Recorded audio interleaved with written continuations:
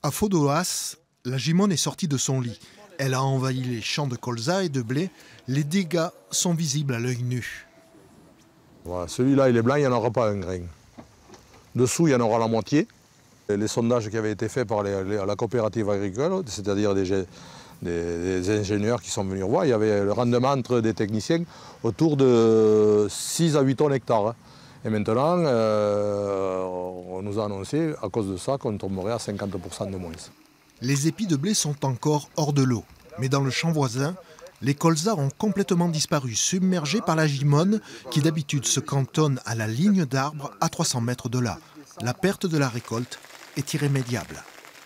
À 30 km de là, double peine. Dans la nuit de samedi à dimanche, un orage de grêle a frappé Castelsarrasin. Ça a grêlé avec de la pluie pendant 20 minutes et ça a détruit, pour cette parcelle, j'irai pas loin de 80%. En quelques jours, le Tarn-et-Garonne n'a pas été épargné. Les recours pour les agriculteurs sont peu nombreux.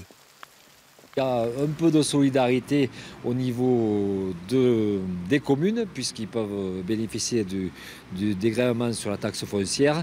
Et après, éventuellement, dans des situations plus compliquées, des prises en charge par la MSA ou par le Crédit Agricole d'une partie de leur dette. Autre sujet d'inquiétude, la récolte de l'ail devrait débuter dans quelques jours. Pour l'heure, personne ne peut rentrer dans les champs.